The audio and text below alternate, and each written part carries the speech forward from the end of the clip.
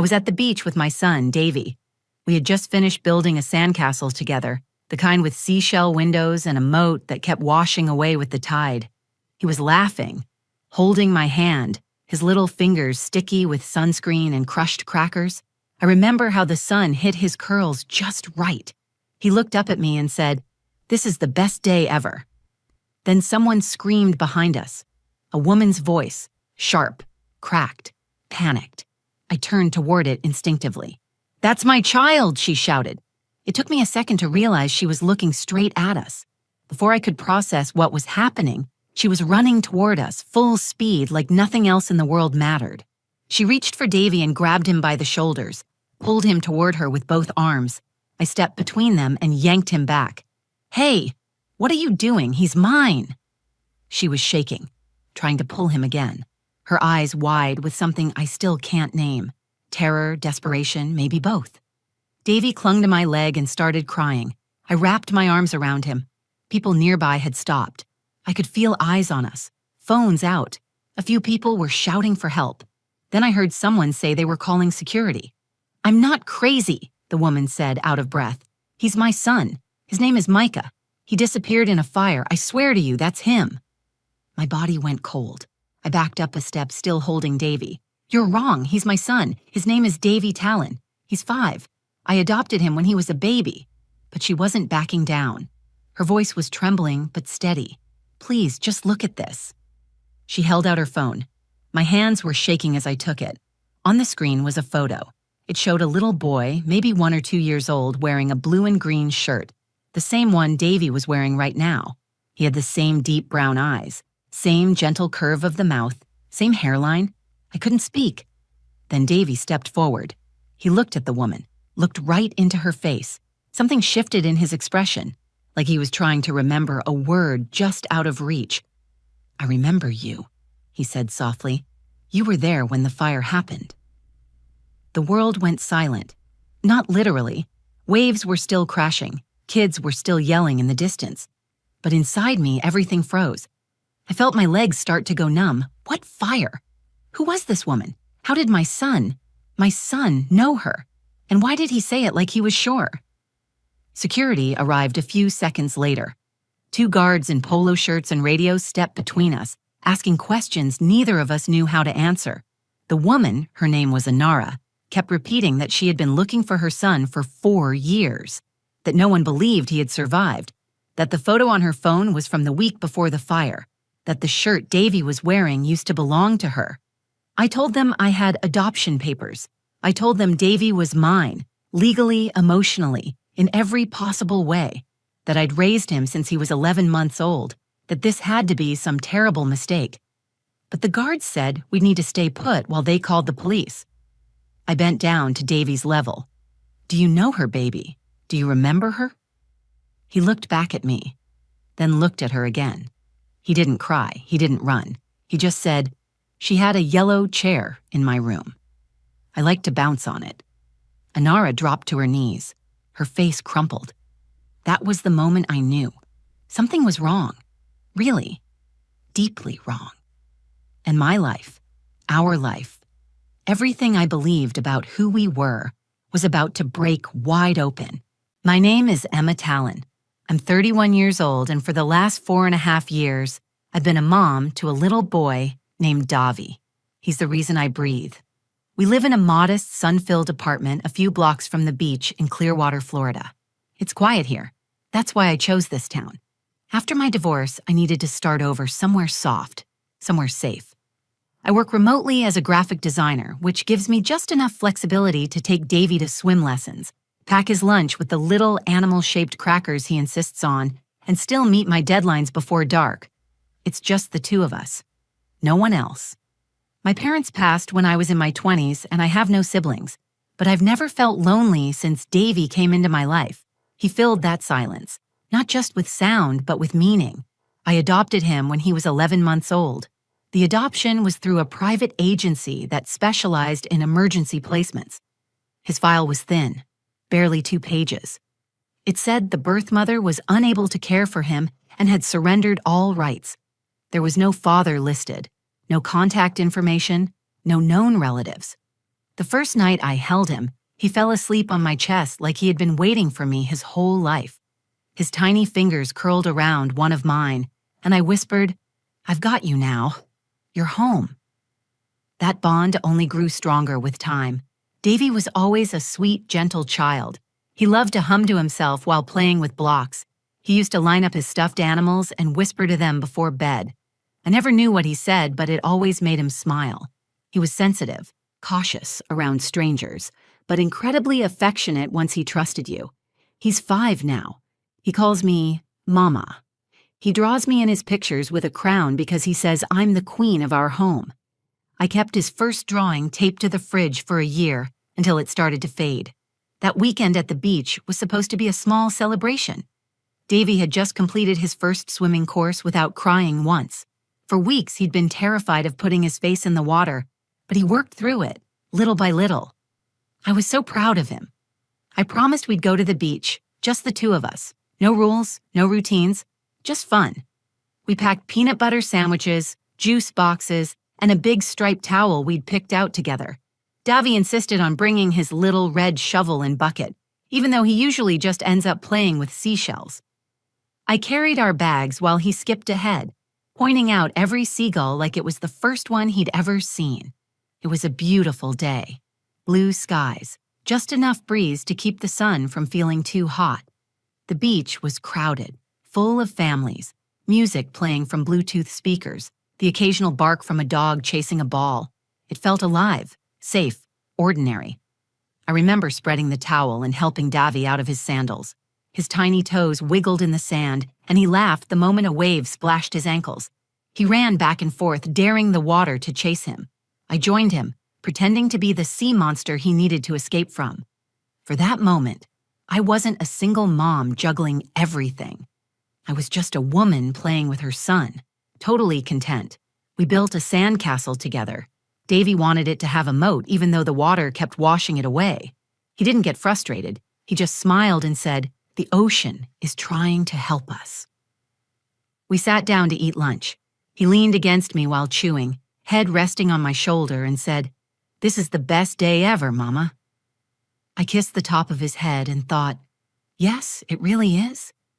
I remember closing my eyes for just a second, listening to the waves, feeling the sun on my skin, and thinking I'd finally done it. I'd built a life that felt whole. The thought didn't last long. It started with a scream behind us. A woman's voice, loud, desperate, scared. "That's my child!" The sentence sliced through everything. I opened my eyes and time cracked in half. I stood up fast, one hand on Davy's shoulder. He looked up at me, confused but calm.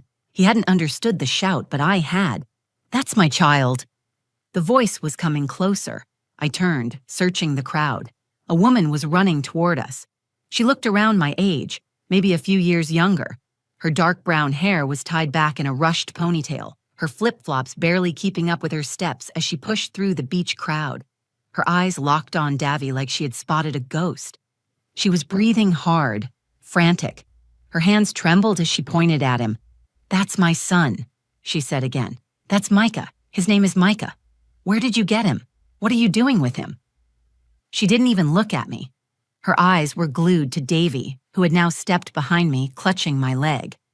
"You're mistaken," I said firmly, trying to stay calm. "This is my son. His name is Davy Talon. Please stop." She moved closer. I know that face. I know those eyes. Look at the birthmark on his left shoulder. Does he have one? A tiny flame-shaped mark? Check, please. Please. I held Davy tighter. My heart was pounding. People were starting to stare. A man with sunglasses pulled out his phone and started filming. "Step back," I said. "You need to calm down." She didn't listen.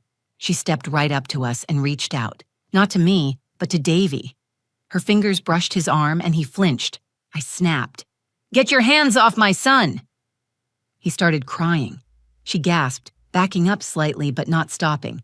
"I'm not crazy. I'm not trying to take him from you. I lost him in a fire when he was 11 months old. That's my baby. I've been looking for him for 4 years. People were closing in now. I saw 2 security guards coming from the boardwalk, radios clipped to their belts. Someone must have called them. The woman turned to the nearest guard and held out her phone.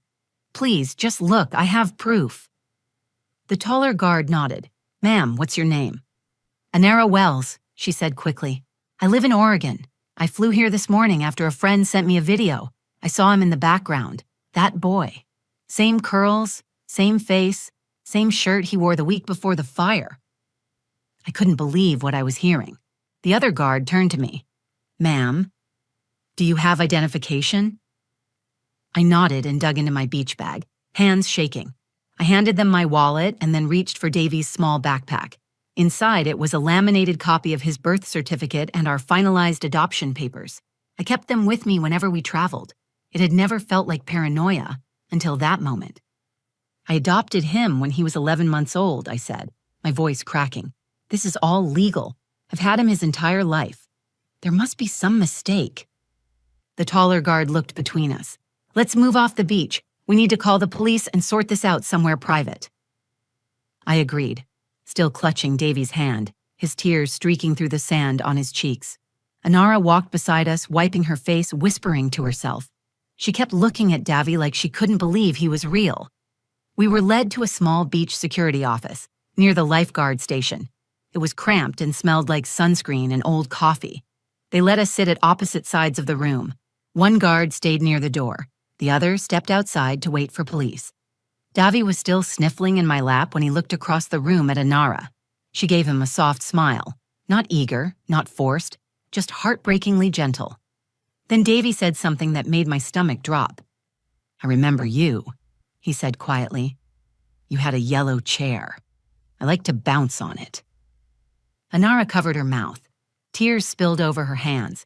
Her body folded in on itself like she had just been hit in the chest. I stared at him. "Davy, what are you talking about?" He looked up at me. "She had a yellow chair in my room and pictures on the wall. The fire came when I was sleeping." My whole body went cold. I held him tighter, but my mind was racing.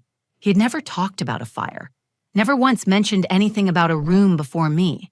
I always thought he was too young to remember anything. Maybe he wasn't.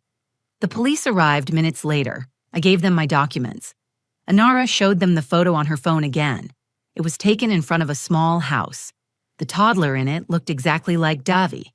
Same curls, same cheeks, same smile, and the same blue and green shirt he was wearing now. It was too much, too exact.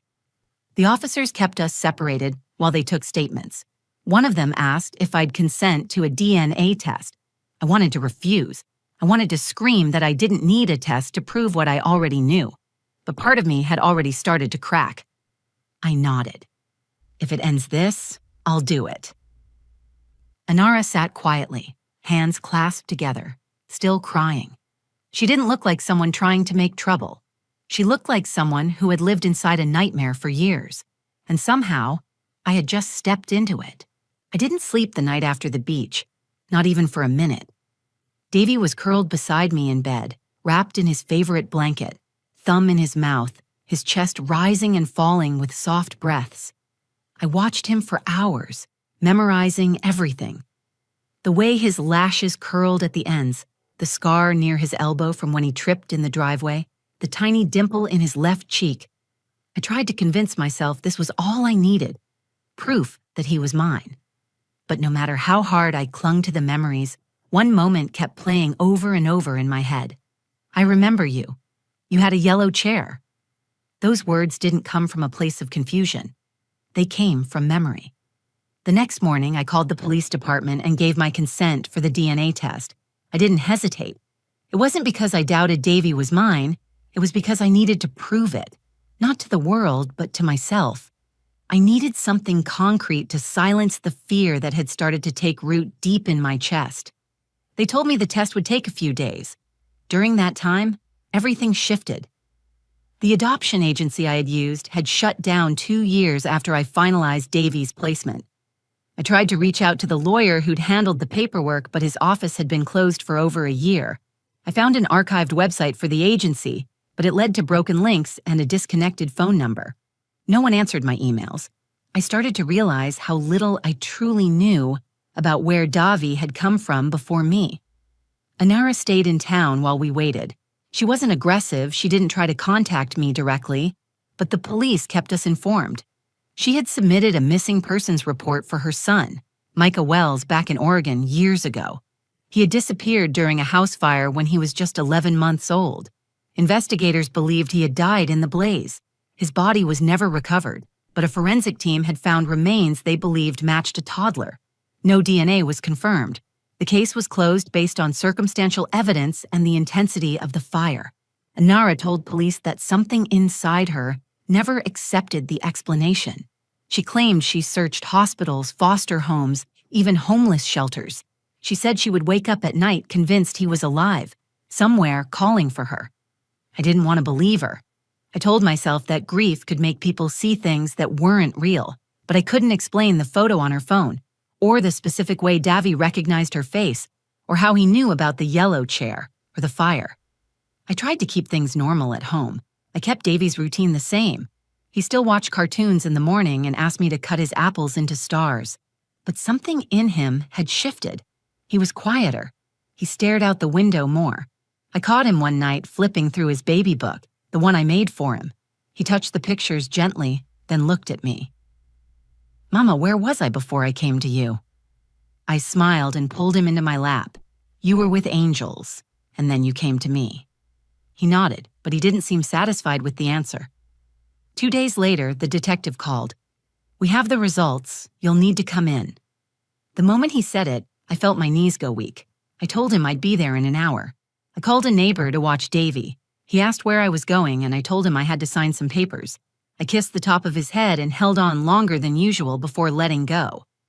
The drive to the police station was quiet. I turned off the radio. My hands gripped the wheel too tightly.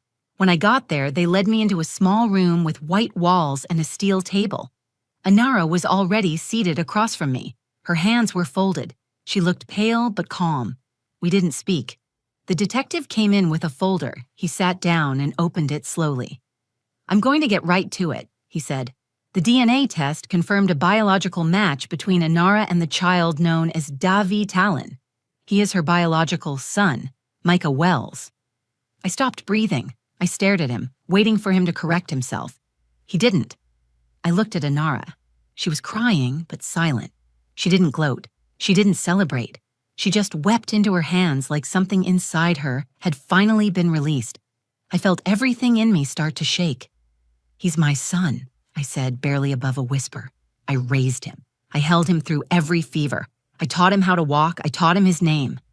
"I know," the detective said gently. "This isn't about blame. It's about finding out what happened." I nodded, but the words didn't register. My mind had already moved past the room, past the station, back to the apartment where my son, her son, was sitting with a snack waiting for me. This wasn't a mistake. This was a revelation. And now I had to figure out what it meant for both of us. I walked out of the police station in a fog. The air outside felt heavier than before. I sat in my car with the door open, the key in the ignition, but I didn't start the engine. I didn't call anyone. I didn't cry. Micah. That was his name. The name he had before I ever called him Davy. They gave me a copy of the report, printed and stapled together, clinical and absolute, a 99.9% match. I had asked for truth, and now it sat folded in my bag, heavier than stone. I drove home on autopilot. I don't remember a single light or turn, only the moment I pulled into the driveway and saw Davy sitting by the window with his stuffed dinosaur in his lap. He smiled when he saw me, then ran to the door as I came in. "Mama, can we have pancakes for dinner?" I knelt down, hugged him, and kissed the side of his head. "Sure, baby," I said. "Anything you want." That night, I tucked him in early. I sat at the edge of his bed and watched as he fell asleep, his chest rising and falling like waves I could never control. The world had changed, but he didn't know yet. He trusted me to keep everything safe, and I had no idea how to do that anymore. The next morning, I called the detective and told him I was willing to meet with Anara again, this time in a quiet, neutral place where we could talk without uniforms or fluorescent lights. He arranged for us to meet at a family mediation center 2 days later. I brought Davy with me. She hadn't seen him since the beach, and I felt it was time. When we arrived, Davy held my hand tightly. The counselor led us into a warm, sunlit room with beanbags and soft chairs. A low table had a puzzle half assembled on it. Davy moved toward it, his eyes lighting up with curiosity. Anara entered a minute later. She looked different, calmer but fragile, like someone who had barely stitched herself back together. She sat across from me without speaking, just watching Davy. He looked up, spotted her, and paused. "I know you," he said again, but this time it wasn't uncertain. It was soft, like remembering something good. She smiled through her tears. "I know you too, sweetheart." He turned to me, checking my face like he wanted to make sure it was okay. "It's okay," I said, nodding. "You can say hi." "Hi," he said shyly. She didn't try to hug him. She didn't push. She just sat there, eyes never leaving his face. We spoke for nearly an hour. Anara told me about the fire. It had happened in the middle of the night. A faulty space heater sparked near the nursery. She had pulled Micah out of the crib but collapsed in the hallway from smoke inhalation. When she woke up in the hospital, they told her he hadn't made it, that what was found in the wreckage matched a toddler's body. But she never saw the remains, never had a funeral, just a sealed report and a death certificate she didn't believe. She moved from city to city trying to find any sign. At times, she thought she was losing her mind. At others, she was sure she was right. I told her what I knew. The agency had matched me with Davy through emergency placement. I didn't know his original name. There had been no mention of a fire. His birth records were sealed. I had trusted the system. Anara didn't blame me. She said it again and again. She looked at Davy, then at me, and said, "You saved him. You gave him love when I couldn't. You didn't take him. You raised him." I finally let myself cry. We weren't enemies. We were two mothers broken by the same child's disappearance. The counselor helped guide the conversation to what came next. There was no easy answer. The courts would have to review the case. Parental rights, custody, psychological evaluation. There was a legal storm coming. But before anything else, we agreed on one thing. Davy's needs came first. We told him gently. Together, I spoke first. "Baby, remember how you asked where you were before you came to me?" He nodded. "There's someone else who loves you, someone who knew you when you were very small. This is Anara. She's your birth mom." He looked at her, then looked at me. "Do I have to leave you?" he asked, his voice small. "No," I said, pulling him into my lap. "You're not going anywhere. We're going to figure this out together. Both of us. All of us." Anara wiped her eyes and said, "I don't want to take you away. I just want to know you again, if that's okay with you." He looked at both of us, then picked up a puzzle piece and held it out to her. "You can help," he said. She took it.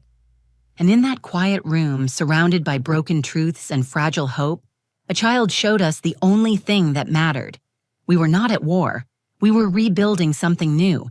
It has been 6 months since the beach. 6 months since a woman ran toward me and changed everything I thought I knew about my son, about myself, about motherhood. Since then, we have been learning how to live in a world that no longer feels simple. It's been messy, emotional, beautiful in unexpected ways. Davy, Micah, still calls me Mama. He still curls into my side during thunderstorms. He still brings me dandelions in plastic cups and asks if we can make pancakes for dinner. That part hasn't changed. What has changed is how we speak about where he came from. Anara is a part of his life now, slowly, gently, intentionally. At first, we started with weekly visits, short and soft, a walk in the park, an hour at the library. Davy was cautious, unsure. He would hold my hand the whole time, peeking at her from under his lashes. But he never said no, and she never pushed. He asked questions in private. "If she's my first mama, does that mean I leave you?"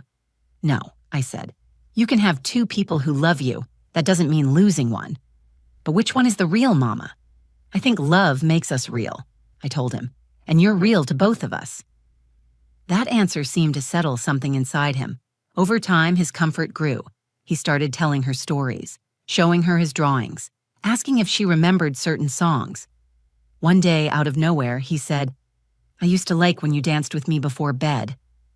Anara's eyes filled with tears. She smiled and said, "I still know the song." They sang it together in the car. I watched from the driver's seat, heart pounding, throat tight. The legal side took longer. The courts reviewed the adoption records, the DNA evidence, and the history of the closed agency. They concluded that I had acted in good faith, that I was not negligent or deceptive, that my custody was lawful. But they also acknowledged Anara's biological rights. The ruling granted us shared legal guardianship with a gradual integration plan, not joint custody in the traditional sense, but a unique arrangement tailored to Davy's emotional needs. It was built not on paperwork, but on understanding. We agreed to co-parent. Some days it still feels surreal. I drop him off at Anara's house and drive away with an ache I never expected. But then I get a text an hour later, a photo of him painting or swinging or showing her how he counts to 100, and the ache softens. Anara and I have stopped being strangers. We talk now, not just about Davy, but about ourselves. She tells me about the years she spent searching, about the weight of not knowing. I tell her about the nights Davy cried from dreams he couldn't explain, about the first time he said, "I love you," without being prompted, about how it felt to fall asleep beside a child who saved me without knowing it. We're not friends in the traditional sense, but we're something harder to describe, something stronger. We're mothers who were handed an impossible story and chose not to fight each other inside it. I think the greatest thing I've learned is that family is not defined by a single truth. It's defined by the people who stay when the truth changes. For a long time, I thought love had to be exclusive to be real, that if Davy belonged to someone else first, maybe he didn't fully belong to me. But I was wrong. Love is not something you lose when another person enters the picture. Love grows, it stretches, it holds space. One morning last week, Davy woke up early and crawled into bed between us. Anara had stayed the night because we had all gone to a movie the evening before, and he had fallen asleep in the car. He lay between us, sleepy-eyed and smiling. "You know what?" he said, looking at both of us. "I made a family." We both smiled at him. "I think you did," I said. Later that day, he drew a picture. 3 stick figures, one in a crown, one with curly hair like his, and one with bright red shoes. His handwriting underneath read, "Mama Emma, Mama Nara, me." He taped it to the fridge. That picture's still there. It reminds me every day that things don't have to be perfect to be beautiful, that sometimes the hardest stories carry the deepest love, and that the child I thought I had to fight for was never mine to lose. He was always ours to love. If this story moved you even just a little, I hope you'll remember this. Sometimes the people we love the most come into our lives in the most unexpected ways. And sometimes the hardest thing we ever go through opens the door to something even deeper than we imagined. This wasn't the life I planned, but it's the one that taught me what love really means. If you felt connected to this journey, please take a moment to like the video. It really helps more people find these stories. Share it with someone who needs to believe that love can grow in impossible places. And I would love to hear from you. What would you have done? If you were in my shoes, how would you have handled that moment on the beach? Leave a comment below. I read every single one. And if you want more true stories that speak to the heart, subscribe to the channel and hit the notification bell so you never miss the next chapter. Thank you for being here, and thank you for listening to my story.